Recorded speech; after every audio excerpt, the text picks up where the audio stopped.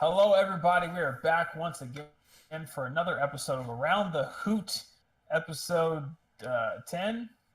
Holy shit, it's manga. Something like that. As always, I'm your host, Mr. Don, Wyatt, and we've got Noah, Travis, and Christiaan, the usual suspects here once again. Travis is trying to gloat about his team winning the Super Bowl. It actually arrived right during Fiesta Watch. Of course. Just in time for you to show it off on the podcast. So there we go. So let's just jump right into it. Rankings. Let's go through some of the news updates.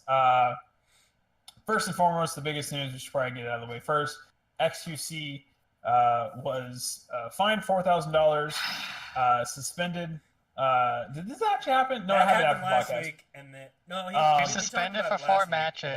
Did we talk about it? Okay, yeah. $4,000. Yeah, then $4,000. This week they dropped him. Actually, Suspended for.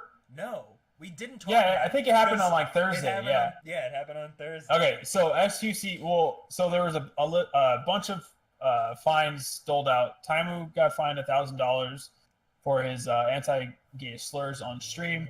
Tyron just got a formal warning for his meme he posted on social media. That actually was funny. Yeah, it was a funny meme. It was a bad meme, and then it was really bad. He got like, "Oh, I'm sorry, I didn't know." Yeah, he felt really bad about it. Like the dude barely speaks English. Come on. Yeah, so there's that. Silk Thread, the Valiant, was fined $1,000 for account sharing. And then the doozy, SQC was first. He was fined $4,000 and suspended for 4 matches. This was on Thursday. For many reasons. And then for many reasons, using a emote in a racially disparaging manner, disparaging language against casters. Yeah. Calling people retarded probably didn't help. Yeah, so he called people retarded, called them cancer, used the try hard emote in chat while black people were on screen. And then defended it in the worst way possible. When if you just shut up and was like, "Didn't mean it like that. Sorry if it came across like that." If you said those 2 sentences like consecutively. They trying to be like, they don't get memes. They just don't understand the memes. They don't understand the spicy meme. But it's like Malik is like when Malik is literally like, "Okay, every time I'm on screen, it's fucking tryhard 7." Like, stop. You said it on the broadcast. He 100% dug himself into a hole by doing his own stream that way. I can a little bit understand the reason he did that stream, because from what I'm seeing, because I've been harassing some people at Blizzard over the last week, trying to get information over. Yes, the fucking code of conduct. I'm done trusting Blizzard. Like, they handed out a slew of punishments. You never started. Okay, I was willing to believe at the very beginning that it's like, all right, the shit XQC said was not cool. It was probably against the player code of conduct in the contracts that they signed. And now Blizzard is going around handing out punishments like it's candy in this latest episode. And I'm not having it. I'm done. Like, you show me the code of conduct or you're full of shit. If punishments are candy, then fucking XQC is Augustus Gloop, my dude. Like, he won't also like. up. Well, there's been 2 suspensions handed out in the entire Overwatch League, and they both have gone to him. So, other people have done shit. Other people have streams, but he's the only one that's been suspended. Which is both understandable. It's both understandable while simultaneously being slightly suspicious that like people will produce other examples that have gone unpunished. But like not to the extent. No, not to the extent. Or degree. But I mean, like Jake is a toxic shitter on stream. Not to the I guess racial and or sexual orientation insensitivity levels that XQC has been. But like I think there's been an example. Taimu did the same thing he did about calling Fate. I think it was in reference to Fate's tank play for both of them, but he was just like, he's retarded, and that is something that Taimu said as well. And so like, it's not like I'm like, oh, like I don't like Felix, like he rubs me the wrong way, but like I want Blizzard to be consistent, and I want people to do things the correct way.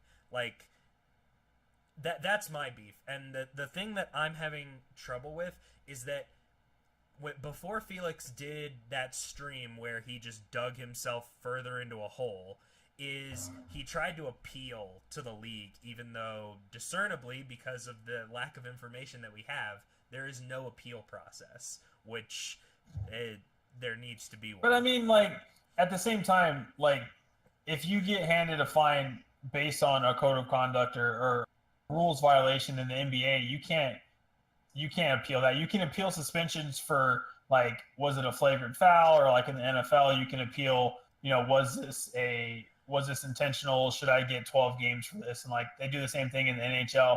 But like when you talk shit about the refs, they hand you a $25,000 fine. You don't get to appeal that. Like, sure. Well, when you get fined for the shit you say and do, you don't get to appeal that. He was you can only appeal on field stuff. Sure. Everything, all XQC's problems happen off the field. He was trying to explain, like, hey, like, he compiled a bunch of evidence to be like, hey, like, I did not mean try hard in this racist way that you think I did. Please let me explain myself. And they were like, nah. I mean, but that one, it's like, okay. Sure, there's still other stuff there, but it might lessen his fine, and it provide, like, so say this was, like, the tipping point for Dallas. Like, say this Did you see the chat? Last Overwatch League? Oh, God. Yeah, I turned the chat off.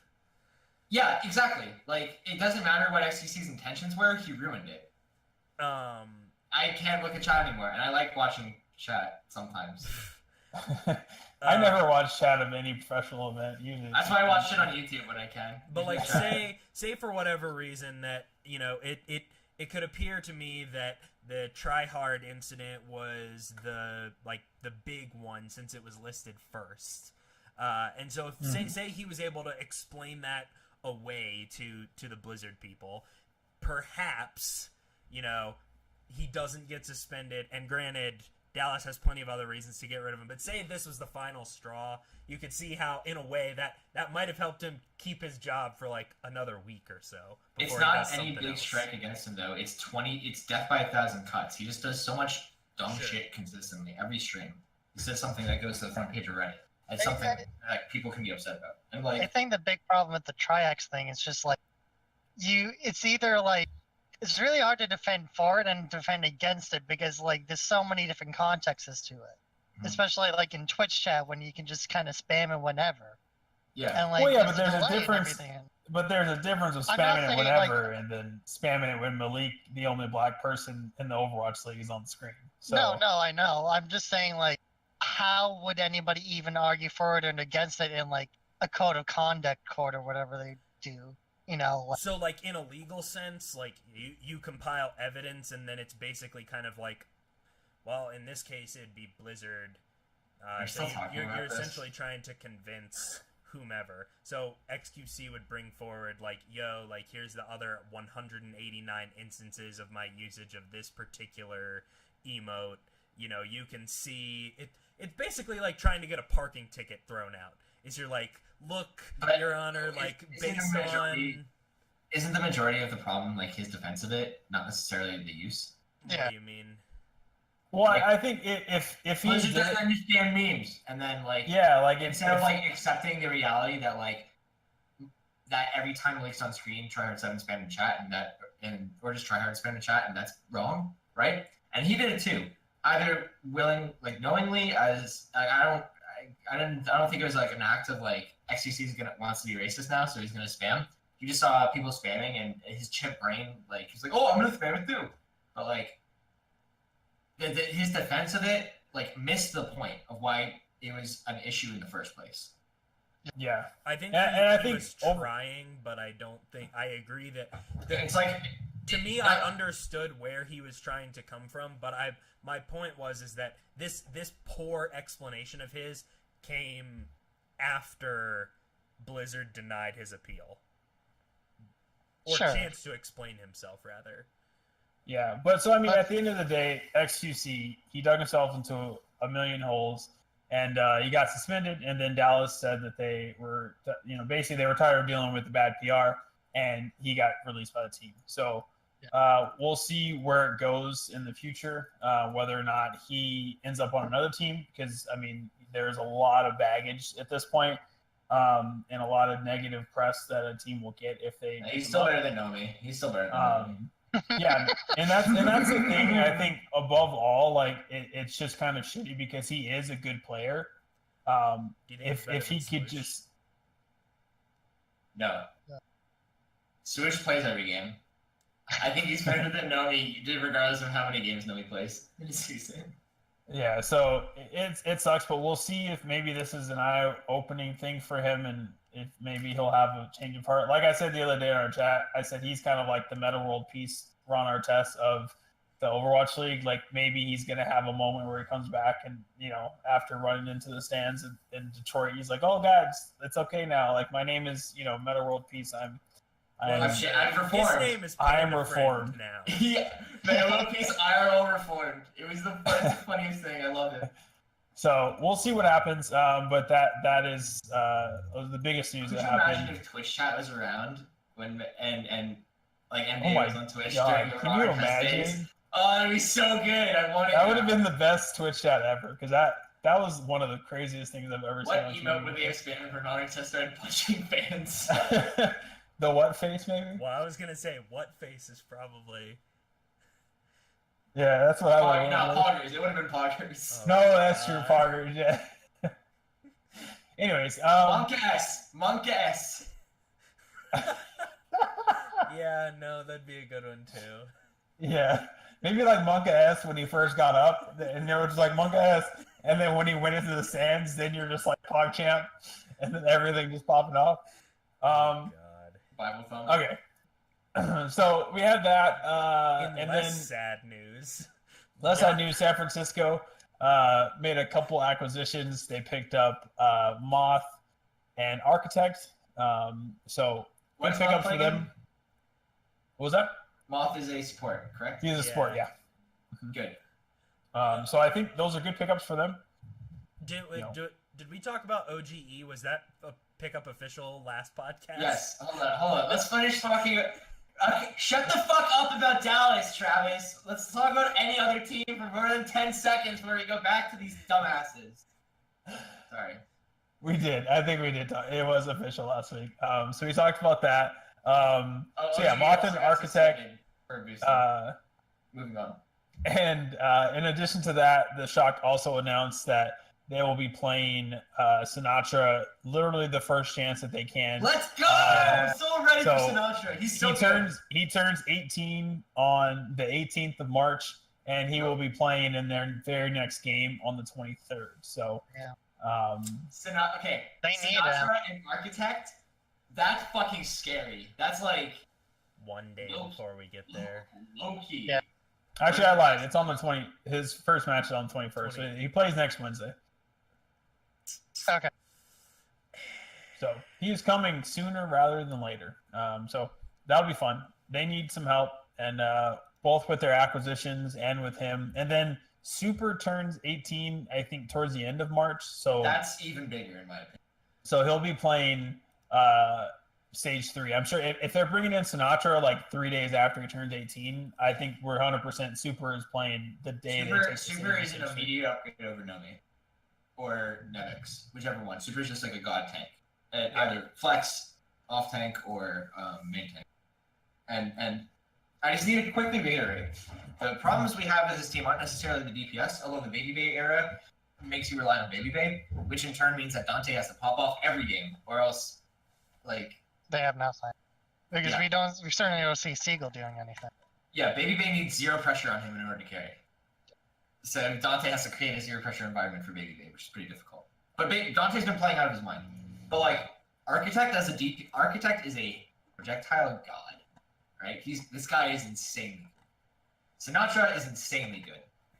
What this allows San Francisco to do, it allows them to run Sinatraa plus Baby Bay on some maps if they need a sniper, like Junkertown. I think Baby Bay might be a good Junkertown. Are they doing Junkertown Stage 3? I have no idea. I don't care to be I don't think they've announced yet what the pool's going to be. It's just a hypothetical. But like, but also I don't doubt that like Sinatraa or Architect, one of the two, or they just don't do whatever. They can just do something else. But like, Sinatraa is insanely good. He has a really good Zarya, so he can do well in the quad tank, triple tank meta. His Tracer is godlike. I'm pretty sure he was a good McCree. His Genji's pretty good as well. But his Tracer is like their biggest sticking point because Dante right now is popping off for them. But even with Dante playing out of his mind, I still think Sinatrá's better. Well, they always needed a better Tracer. They needed somebody that can just. Dante's been good though. Like Dante's been carrying that team. Well, it's like you have somebody like Dante. He's versatile in every hero. He's like a jack of all trades, but master of none, which isn't like a bad thing. You need that versatility sometimes, but. Are you mixing up for the baby bay? Like I'm pretty sure Dante only plays Tracer and Genji. I think I am. Yeah, I am. Okay. Yeah, okay. And Sombra. But it's like only recently because Volskai hasn't got added. Yeah. And Volskai. It's not even Sombra meta right now. It's just like Volskai is in the pool, and it's such a good Sombra meta. And Blizzard has confirmed that they're going to be nerfing Sombra before the patch goes into OWL. So like, thank Christ. Oh, okay, that's great. Yeah, so we won't see the ridiculousness that you guys have been talking about. It's literally she's 100% play rate in scrims. Jesus. So that's our news. So without further ado, let's jump into our rankings, which I think this was probably the least contentious rankings that we've had in the history of our rankings so far. So at the top, we've got the same top three as before. You've got the Excelsior at number 1, Dynasty at number 2, Spitfire at number 3. A slight change at number 4. You got the Fusion steadily rising back up in there. Looking pretty strong. I think EQO and Carpe had this team looking very good. They went 0-2 last week, but they played against Seoul and New York. Yeah, they played against the top 2, and they didn't look bad. And they didn't look bad. Took a map off of both. So shout outs to them. They're looking pretty strong. And then number 5, all the way up from spot 8, you've got the Los Angeles Gladiators. This one pains me. This one I don't like. My boy situation is popping right now. They're looking very good. Like now they 4-0 my Valiant, and then they 3-1 London. Yeah. So like PogChamp is fucked for this team this week. He was the MVP for last week, by the way, for the Gladiators in y'all's mind. I mean, Hydration looked so good.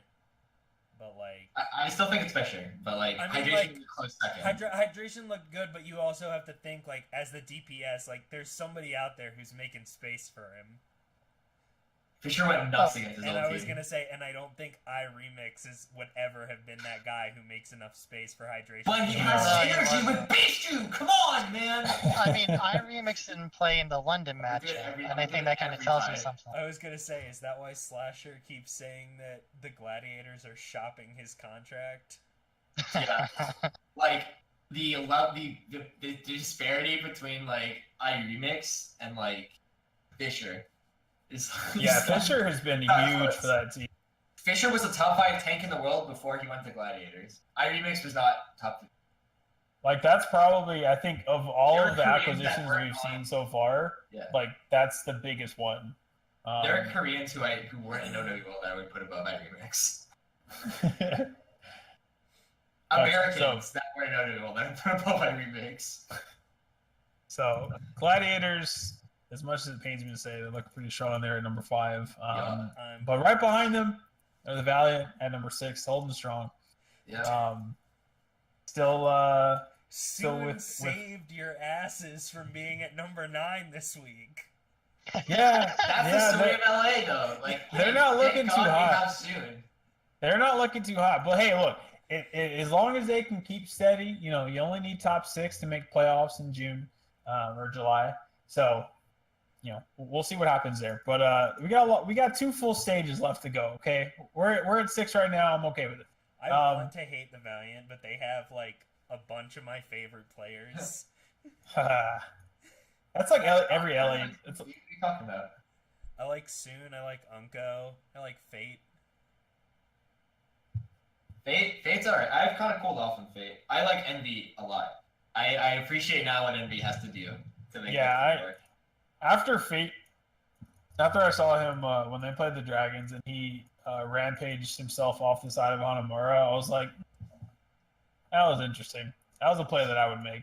Pretty good play. Yeah. Pretty good play. No, I've played with you. I've played with you, Winston. You're not bad. You know where the edge of the map is. Yeah, I can stay alive. Hell yeah. So, and then below them at number 7 is the Houston Outlaws, falling all the way from 4. Yeah. So, this team has I fallen. like Houston, but they're not quite a due bit. for this. They're like, They don't have a tracer, and they don't know how to deal with that. They're beating the Florida Mayhem just barely kept them from getting the Dallas treatment in these They rankings. they had to reverse sweep the Mayhem. Yeah, like that. I think that sentence alone, having to Damn. reverse sweep the Mayhem, is enough to tell you why any team is hurting. So Don't worry, guys. They have clockwork. and they have Jake, man. Come on, his Junkrat is so good. It honestly kind of feels like Jake has been figured out. Like He doesn't because his characters aren't in meta right now, and like it's the bad map pool for all of his picks too. But it's also just like, I don't know, he warrants nearly no attention from the other team, and all they do is focus down Linkser and pretty much everybody else, and they're like, oh, Jake's still alive? Alright, we'll deal with Jake. Well, I think that's the what problem. Does Jake do? Like, what does he play right now? Yeah, like that's his tracer stats are the second worst in the league, only trailing behind Clockwork. Like, well, that's what I think is weird about Jake. Like, he gets so much superstar, blah blah. But he doesn't. A big one. But it's he doesn't. Huge cutout right there, buddy. You're gonna have did it? there. Okay. Yeah. But anyways, I'll just say like Jake gets a lot of talk about being like this huge player for Houston and stuff. Yeah. But like you said, he doesn't garner any attention. He doesn't do anything.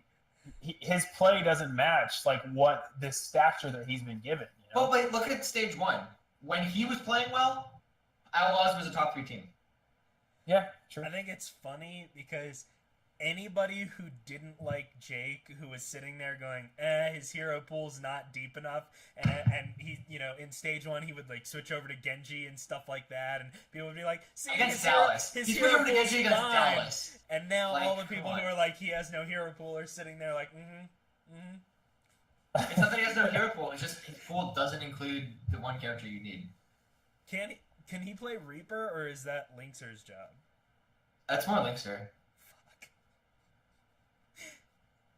Like, he could probably play Reaper. It's a brainless hero, but like. Yeah, you just hold. Sounds But like left he's click. in Hold a W, competition hold for W, shock hold versus left click. DPS. Like, they don't need DPS. They need a tracer player. They do not have a tracer player, and that's an issue. That doesn't seem that's to be bad. using Saya player yet. Is he even here? I don't He's like coming. all of these acquisitions. I'm so confused. So many of them. Here's a fun hypothetical trade. Send Muma to Dallas for effect. I'd do that. I don't think I Linkser would. effect. Yeah, I'd 100% do that. I'd make that trade. Losing Muma would be huge. But like, Losing they Muma have would fact be fiction. huge, but They you have fact fiction in the you back. have fact fiction. I'd be fine with that trade. I do it for Linkser in effect, but not for Muma and Linkser. Wow. You're that confident in Jake, huh? Well, I am mean, not. you those were the two that were offered. Yeah, I don't think. Well, no, he said Yeah, I'd trade don't- off Jake. You wouldn't He trade said Muma at first. Yeah, why wouldn't you? I mean, we've seen I wouldn't trade that Muma. Muma is a good tank in the past, but He's one of the best tanks. Yeah, but recently, just like with how his team is performing, you know, he's getting just bombarded. Like I don't there's think that's there's no point in having the best tank if like you can't in some way keep him alive. Yeah. Like he's just cannon fodder like the rest of them at that point. I would totally get rid of Muma, bring in effect, and then rely on fact fiction, and then maybe you can pick up or trade for somebody else later on. And then you still have the versatility of Jake in the back, because Jake is the best Junkrat in the league. Jake-Rat. But yeah, so that'll be interesting to see. Is just speaking of trades, I'm excited once trade season is like upon us and we actually I'm talk so about ready. these kind of things because I think it'll be really interesting to see. I how- remixed to San Francisco. Yeah, so like that's something I'm super excited about for We'll see. off season or whenever trades might happen. Is it sad that everybody knows that San Francisco needs another tank? No, it's they have eyeballs. Like I was gonna say that iRemix, both iRemix and XQC have been linked as a possibility to San Francisco. Like, think about that. That everybody realizes that San Francisco needs a tank so bad that they might be thinking, is XQC really that bad for us? Let me say this. The other day, one of my players asked me, "Who would you rather have on your team? Nomi, or Roshan?" And I had to think about it for like half an hour. Oh. Eventually, I decided on Nomi because there wasn't a language barrier. Not even gameplay, just like he can speak English. That's his language fave. I'm glad Sharks are making this fair, but still, as long as Sinatra's not in the lineup, they're not in their full power yet. Like Sinatra's basically their linchpin and has always been their linchpin. Yeah. So I think it's a little difficult to judge that. And when he finalized, we can actually judge Shock as like a real team. Him and Super. Super's really important. I don't think people give him enough credit. Like Sinatra's a superstar, but Super is a star. Yeah.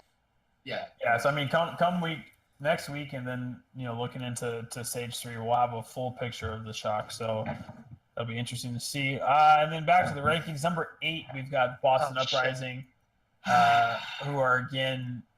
It gets easier from here. The play's so scared, man. They're just like they're trying to rediscover themselves. Yeah, this meta I think really kind of hit them pretty hard. This meta of the exact same shit they were doing, only with Lucio instead of Mercy. Yeah. But which is in theory better for them. And then you would think so, but it seems to completely throw a wrench in everything. Maybe Kutlik sucks at Lucio. It's too I think easy. that's It's what a it trap. is. I'm gonna blame Let's blame Kutlik for no reason. I'm down. Number 9. I'm doing it. Yeah, number 9! Number 9, Shock once again holding it down. We've talked about Shock quite a bit. I think they're who knows? perennially number 9, aren't they? Are they not perennially number 9? No, we had them at 10 for a while. They were at 10 once. They're kind of like number 9 forever. They're like Florida. Fuel.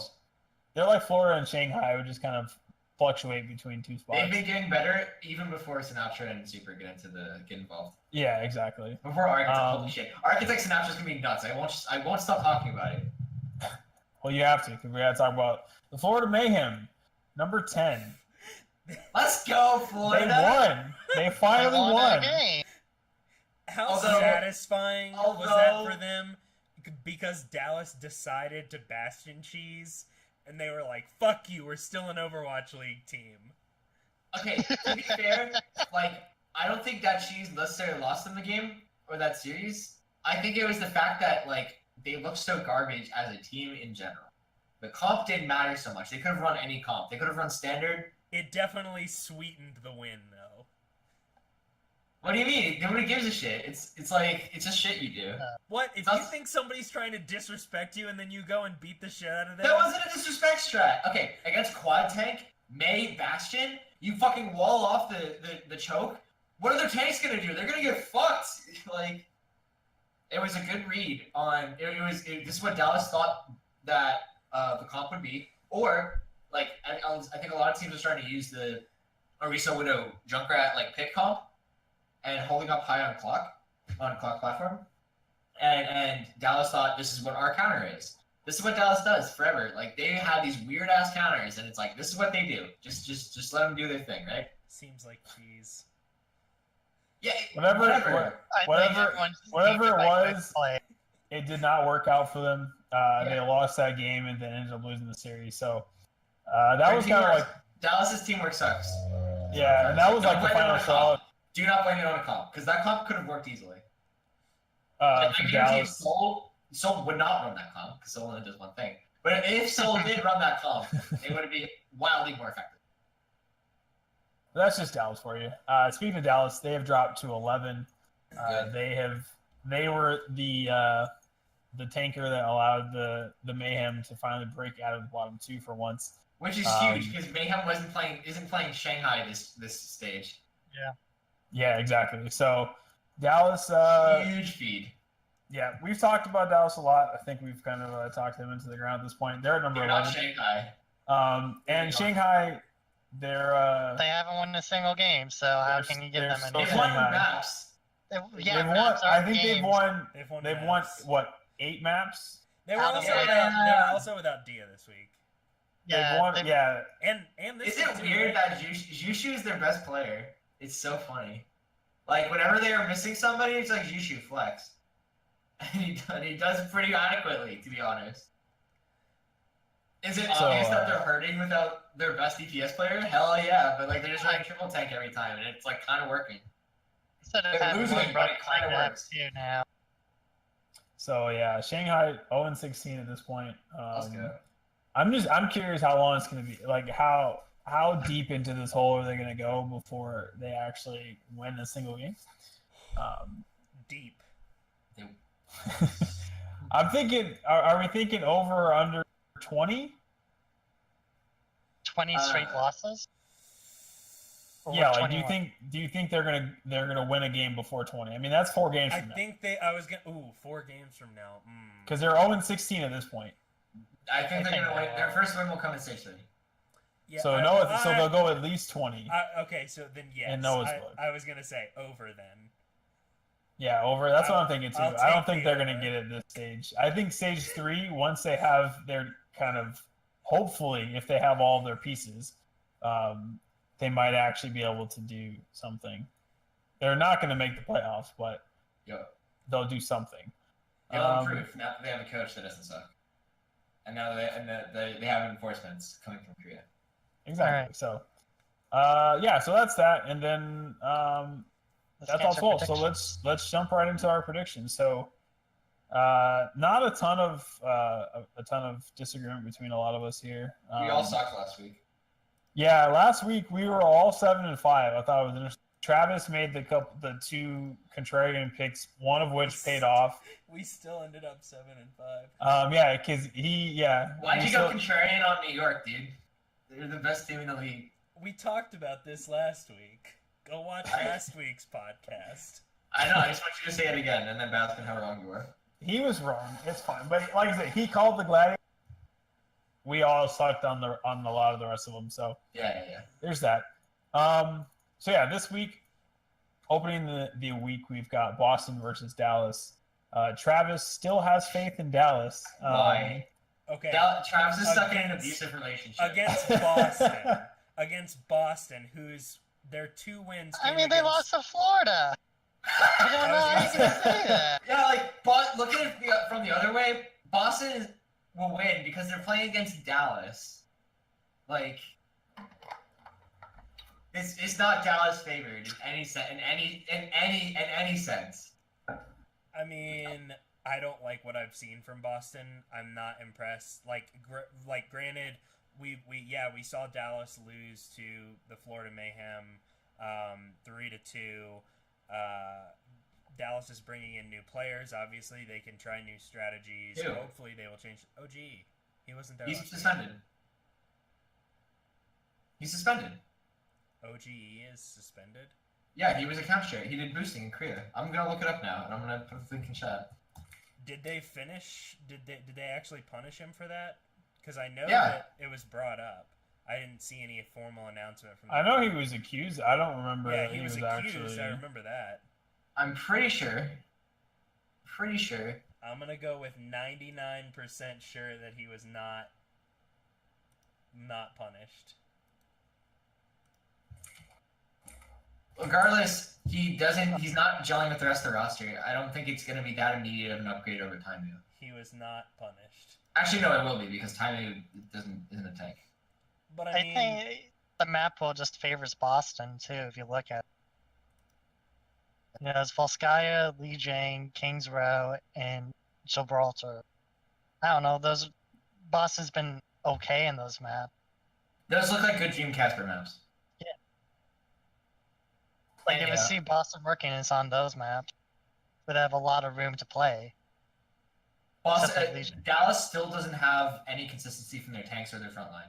So like it doesn't. So Dallas is like San Francisco of like last stage. It needs CPS to pop off, like super hard in order to win a game. And I think Boston plays too good of team ball to lose to that.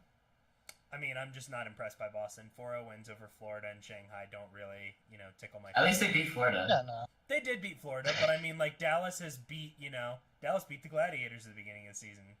And then they lost to Florida.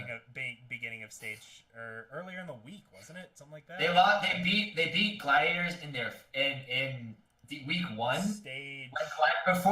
When Fisher, when there was a 5-second disconnect between when Fisher would say something and Bishu would translate it for the rest of the team. It was in I think it was week 1. Like that win, it's a week 1 win. Week 1 wins mean nothing. We're in week 3 now, or week 4, whatever.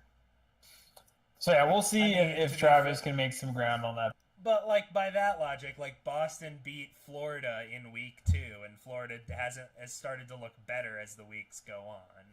Like, yeah, sure. I still like Boston better. I definitely don't. All right, whatever. Like we'll see there. I have faith in neither of these teams, just a little less in Boston. So we'll see what happens there, and then following that, got the Excelsior versus Dynasty, and probably the biggest matchup of the week. Yep. So we got first or second, depending on which Soul match you want to look at. Sure. So Liam and Travis have the Dynasty, while the rest of us have the Excelsior. I mean, I'm always going to pick New York. That's fair. But I think Noah, as the Dynasty fanboy that he is, the fact that he's going against his team, like, give us some explanation. Why do you think the Excelsior is going to win this one? New York's really fucking good. Like, I don't know how else to say it. I think in terms of Munchkin has been popping off as of late, but he hasn't played against Saviolbi yet. And Saviolbi is the best tracer in the league right now by like a country mile. Not only that, but Fleta the last couple of weeks has not been playing his best. He's been kind of slumping. Like, I don't know what's going on with him. Mm-hmm. So Fleta isn't currently the carry god he normally is. Munchkin is relatively unproven against like top tier talent. Miro and Zunba are like pretty workable, but they are not better than Mono and Neko. When New York is on, they are the best team in the league. Especially since they have top tier talent. Like, they have top 3 tank core in the league right now. Top 2 support core, maybe the best support core in the league right now. And their DPS are all stellar, like top 3, top 4. And you look at that, like, Seoul has too many weaknesses, like, doesn't match up that well. Seoul has high highs, and their teamwork is really good. But New York has also shown that it knows how to play the smart game too. Like, it's really good at counter-stratting, which is usually what Seoul does. I keep looking at New York, and I see baby lunatic high. And that's why I love this team. So, that's why I think New York's going to win. And then, so Travis, since you're the lone party of the two that are going with Seoul here, why is it that you think Seoul is going to overcome all the stuff that Noah just said? Mostly because when it comes down to the 3 Korean teams, I think that not necessarily just like skill. I mean, to some degree, skill-wise, they all match up quite well. But I think in terms of the strategy, the adaptation, the coaching staff, I think Seoul is better than the rest, and that's why I think that they can win this matchup. And it really comes purely down to that. Kind of like in football, when you look at it, you're like, okay, well, this game, or no, let's go with basketball. It's March Madness, guys. When it comes down to tournament time, when you're thinking, all right, well, what team's going to make a deep run in the tournament here? You're usually picking a team with a good coach, because when it comes down to like a best of one and things like that, a lot of the times it comes down to coaching decisions. And I think that when you get this close in skill, I think that it comes down to your intangibles and your X factors, such as strategy and coaching and things like that. And I think that Seoul's organization is just built better. I mean, for me, I just like, whenever we've seen Seoul and New York like pair up, I know like, it's a different stage and everything. You usually see New York win over Seoul. Like, they've played against each other like what 4 times now, more than like any other team, besides like New York and London. New York. That's London, New York. It is London, New York. But they played against each other like 3 times already, right? No, they only played. This could only be the second time they played. Oh, no, all right. I thought they played in the playoffs. Preseason. They played preseason. Oh, preseason maybe, yeah. Okay. Which doesn't count. Because Seoul didn't make it to the playoffs. Seoul won when New York didn't have Jonak. And they had Libero playing flex support. Right, because Outlaws beat Seoul. And then they got in the playoffs, and it was London. All right. Yep. So yeah, we'll see. I think Noah kind of explained it pretty well. That Excelsior, they just look really good. They look super clean, and it'll be tough to beat. But I think it'll be a good match nonetheless. And then we've got Philly, Shanghai. Shanghai hasn't won a game. Philly has been looking incredibly strong, so that feels like a pretty much a no-brainer. I hope. And yeah, exactly. We hope. And then following that up on Thursday to open the day, we've got Shanghai versus New York Excelsior. And like I just said, Shanghai sucks. Excelsior is very good. You do the math. And then we got Florida, Los Angeles Valiant. Well, Florida got a win against Dallas. That was Dallas. And the Valiant might be below the Gladiators in our power rankings, but it's still above Florida. Hey, top half. Exactly. They're in the top half. And Florida is just like Florida. It took a wonky game, I'll say, to beat Dallas. So it fell apart against Houston. Yeah. Who does not have a tracer, and Valiant has a tracer. Yes. So yeah, exactly. So Clockwork was able to match up with Logix. It's not a sentence that anybody should say. and then closing out Thursday, we've got a split jury here. So we've got Houston versus LA Gladiators. Myself, Steven, and actually no, there's two of us, and then there's four, so it's not split. So I'm in the minority. So this is just because I'm saying fuck Gladiators. I mean, I guess that's kind of I knew it. Look, man, I have to. I make the since earlier on the League of Legends podcast, I did pick with my heart. Here I have to. Amazing. I have to do that, and I need to pick with my heart here. So yeah, I can see why they went with the Gladiators, because Gladiators have been looking very strong, and Houston has been looking pretty bad. Yeah. This is a difficult choice for me though. Like I changed my pick early this morning, and one of the things that gives me pause is that we're not stupid. Like as we were talking about earlier, speak for yourself. Muma is one of the better tanks. And I mean, Fissure is also incredibly good, but it kind of feels like if they're on, Houston's tanks will work better than Gladiators. Doesn't matter. But recently they've been off, which is why Gladiators. Well, I kind of wanted to do Outlaws, but in the end I had to go with Gladiators, just because what made Outlaws stand out in stage one is that they were pretty versatile and flexible. Like they made changes really fast, and then within that meta. Within that meta. But now, now that Gladiators has with Fissure the fucking and everything, Mario Party map pack, But now that Gladiators has Fissure and they're looking a lot more stronger, it's hard to pick against Gladiators this time around. I don't know why you guys. It's easy. I don't know. Shut up, Wyatt. I don't know why y'all keep saying it's a hard decision. I snapped this without thinking. This is Gladiators. Astra's been playing well. Hydration is a beast, and Hydration I think matches up super well with Linkser. Fissure is better than Muma right now. I don't think there's enough disparity between Bishu and Coolmat for that to matter necessarily. And the supports for Gladiators are still godlike.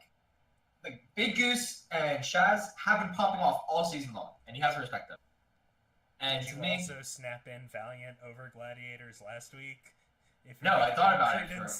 No, I thought about it. I had to think about that one. This is not thinking. This was not thinking. This was I snap decision, easy peasy. In my mind, there was no valid argument that I could make to myself that what Houston would win. So, well, you know what? Whatever. You will see. All right. Will rue the day that you put your faith in the Gladiators. Speaking of which, Wyatt puts his faith in the Gladiators against Florida. Because Mayhem. It's against the fucking Mayhem, of course. I'm not an. He doesn't want to tank his record that bad. Exactly. So yeah, Friday we've got some pretty one-sided matches. I think we all can agree on.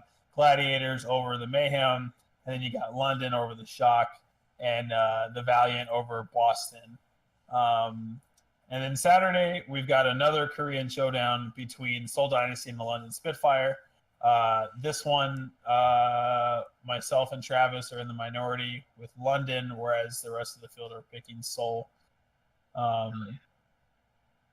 This is just, I think, London. If London is playing on top of their game, they can beat Seoul because I think they've done it before. London's highs are incredible, but they're not there right now. Seoul is very consistent in terms of. That's fair. They are. Also, this is the hardest week that Seoul will have for sure for like a while. But like Seoul doesn't 0-2. I don't think. I don't see this current team going 0-2. It'll be a close game for sure. But I think the inconsistency we see from the Spitfire as of late will be too. Like Travis said earlier when we were talking about the New York versus Seoul matchup, Seoul's biggest strength is its big brain, right? London is a no-brain team. They just fired their coach. They're still trying to figure shit out. They have to have Birdring to win. It always seems like. Sure. Birdring or Profit have to pop, and they can. They're the best at it, but like it's not a win condition. That's kind of what I'm banking on here with London. London plays hard and fast, and Seoul is also going to be having to use that big brain against New York earlier in the week. That's my thought as well. If Lunatic High can go through multiple Apex brackets, back-to-back seasons. Lunatic High, Noah. It's Lunatic High with Ben yes, dude. It's not the same thing. We're not in Apex anymore. We're in 2018. I get it. I get it. It's also a pun because there's this dumb song that played with. Okay, never mind. I get it. So yeah, we'll see. I get it. I think we can all agree that. I get it if you get it. We can all agree that both of these matchups between Seoul's matchups this week are going to be very, very fun to watch between these Korean Steven and Liam get it, and they're not here. It feels bad. Whatever. And then closing out the week, we've got Houston taking on the Shock in what should be a pretty bounce back win for Houston. Let's see, and though. then I'm tempted, but like again with the tanks, like I'd be tempted to pick Shock here. San Francisco Stars know me. Don't put your faith in NorCal. They're the devil. I was gonna say that was kind of my point. Sure. And then we've got the week closing out with Philadelphia versus Dallas. And I'm rooting for has Steven. Conspicuously picked Steven. Dallas versus. No, he didn't pick anything. Actually, it was. That was just blank, so I just wrote Steven in there. But I assume that he picked Philadelphia because if he picked Dallas, I'll fly to wherever he is and slap him. I don't know, but like Steven. But yeah, so I think that's gonna do it. Overwatch League starts in 2 minutes. I think we've got some pretty good matchups this week. Next week we can actually look. We can kind of look in the standings and take a little bit more focus of thinking of what's going to happen in the playoffs. If Seoul 2-0 this week, they're the best team in the world. Any argument against that? Well, if Seoul wins today. If they 2-0. If they 2-0 this week, yeah, they're the best team in the world. Yeah, they are. Yeah, no, because then they beat London and New York, and it's just. Yeah. What if they beat New York but lose to London? I think they're still number one. I still say they're number one. I don't think they're the uncontested best at that point, but because London's such like a weird team to play against. Yeah, because I mean, you look at, like Excelsior is at the top. London is good, but they're still below Seoul right now. So like Seoul, if they beat New York, that's a wrap for. I think that's if they beat New York, I think that might be Stage 2 title in their hands already. It might be a little early to call, but we'll see. You still did it, so. I did, yeah. I'm good for that. But yeah, that's gonna do it for us this week. Check out our picks on the website. Check out our power rankings. Enjoy the games. If you want to talk to us, our Twitter handles are below. We will be free to talk about anything you would like. And it's gonna do it. So we'll see you guys next week. Bye-bye.